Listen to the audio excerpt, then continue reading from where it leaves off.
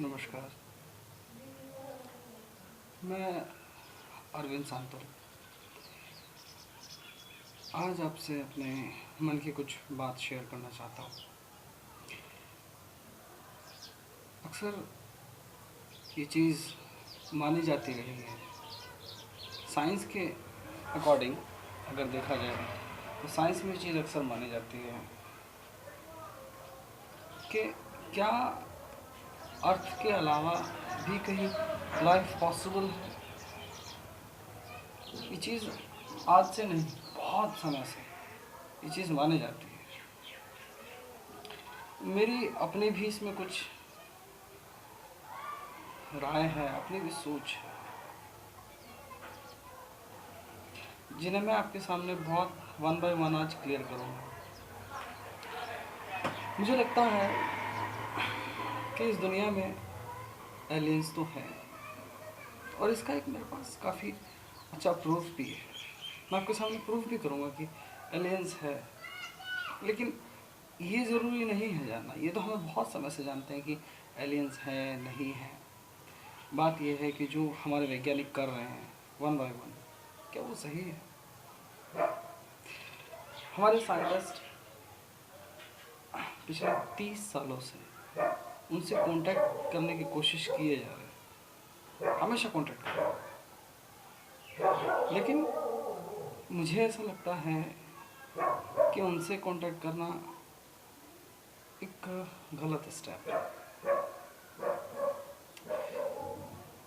दूसरी दुनिया के जो प्राणी हैं, दूसरी दुनिया के इंसान कभी हमारे लिए सही नहीं हो सकते।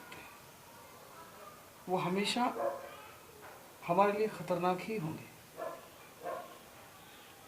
मैं आपको बताता हूँ, सबसे पहला यूएफओ आज से तकरीबन 30 साल पहले दिखाई दिया था और तब से लेके अब तक सैकड़ों बार, न जाने कितनी बार यूएफओ देखे जा चुके हैं।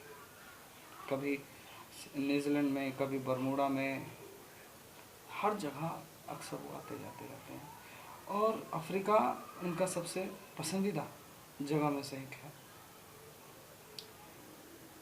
अब मैं आपको बताता हूँ, ये हमारे लिए बहुत ही खतरनाक चीज़ है। हमें उनसे कांटेक्ट नहीं करना चाहिए। ये मेरा अपना खुद की राय है। एलियंस हैं और वो हमेशा हमारे लिए खतरा पैदा कर रहे हैं। जो उनकी टेक्नोलॉजी है, हम उसके सामने कहीं एग्जिस्ट नहीं कर सकते। आप सोच रहे होंगे कि मैं इतने विश्वास के साथ इन सबको कैसे कह रहा हूँ। मैंने कभी देखा है उन्हें, कभी समझा है उन्हें, कभी जाना है उन्हें? तो मैं कहूँगा नहीं, मैंने उन्हें देखा नहीं, लेकिन उनके ऊपर स्टडी बहुत अच्छे से किया है। और देखने की बात, जिन लोगों ने देखा है और उनसे भी मिला, उनसे कांटेक्ट किया है, उनसे राय उनकी मांगी है। नासा पिछले 3 दशकों से बराबर इसी कोशिश में है कि किसी तरह से उनसे कांटेक्ट किया जाए, उनको समझा जाए, लेकिन ये ठीक नहीं है। क्यों? उन्हें कांटेक्ट करने का मतलब सीधा सीधा अपने लिए खतरा पैदा करना है। जो लास्ट टाइम वो यहाँ पर आए थे बरमूडा में, उसमें वो यहाँ से एक मैन को लेकर गए, एक इंसान को लेकर गए और यहाँ से उसे ले जाकर उन्होंने उसकी पूरी स्टडी की है, उस इंसान की पूरा उसका पोस्टमार्टम किया। उन्होंने पूरा समझा कि इंसान हमारे लिए क्या फ़ायदेमंद हो सकता है, क्या नुकसानदेह हो सकता है। हम अगर पृथ्वी पर जाकर के अपना अधिकार जमाते हैं तो इंसान हमें क्या नुकसान पहुंचाएगा, नहीं पहुंचाएगा, ये सब उन्होंने बहुत स्टडी किया उसमें। और अभी हाल ही में मैं आपको बताता हूँ, 1 हफ्ता नहीं गुजरा है, ये बात है 20 फरवरी की, 20 फरवरी 2015। इसमें वो दिखाई दिए, वो दिखाई दिए, और वो यहाँ से अपने लिए अपॉर्चुनिटी देख रहे हैं। हम पूरी इंसानियत उनकी गुलाम बन जाएगी, ये मैं मानता हूँ। और मैं आपको इस चीज़ के पूरे प्रूफ दे सकता हूँ कि एलियंस हमारे लिए हमेशा ख़तरनाक ही होगा। मैं काफ़ी समय से, तकरीबन 5 साल हो गए, 5 साल से मैं हमेशा इसी उधेड़ बुन में लगा रहता हूँ। कभी स्टार्स में, कभी प्लैनेट्स में, इनमें अक्सर मैं अपनी उधेड़ बुन मेरी चलती रहती है। तभी एलियंस का भी अगर हम स्पेस में स्टडी कर रहे हैं, एलियंस दिमाग में ना आए तो ऐसा हो नहीं सकता। मैंने इस फैक्टर पर भी बहुत गौर किया है। स्टीफन हॉकिंग्स ने भी इस चीज़ को बहुत अच्छे से कहा है कि हमें उनसे कांटेक्ट नहीं करना चाहिए। अभी कुछ समय पहले जब उनके पास एक यहाँ से वॉइस भेजी गई थी, उसका अभी तक हालांकि रिस्पॉन्स नहीं आया, लेकिन खतरा उसका ये वॉइस के भेजने का कि वहाँ से उस वॉइस की फ्रिक्वेंसी के सहारे वो यहाँ तक चले जाए। पहली चीज़। दूसरी चीज़ मैं आपको बताता हूँ उनकी पावर हमसे ज़्यादा कैसे हो सकती है, तो हमारे लिए फ़ायदेमंद नहीं हो सकते। पहले तो ये कि जब अगर वो हमारी अर्थ से आगे हुए,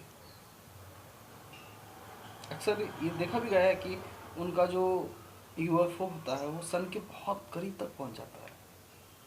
और जो सन स्पॉट्स होते हैं, बेसिकली एक साइंटिस्ट ने भी कहा है, मैं उन साइंटिस्ट का नाम बोल रहा हूँ, उन्होंने खुद कहा है कि वो यूएफओ ही था जो अक्सर हमें सन पे दिखाई दिया था, वो ब्लैक स्पॉट्स जो दिखाई दिए थे, और वो ब्लैक स्पॉट्स मूव होते रहते हैं।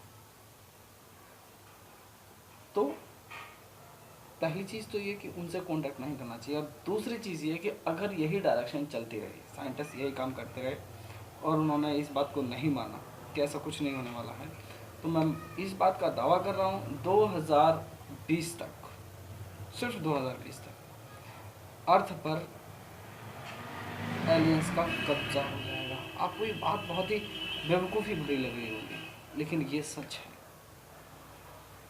मैं आपको बता दूं, एलियंस बहुत बड़ी शक्ति है, बहुत बड़ी पावर है,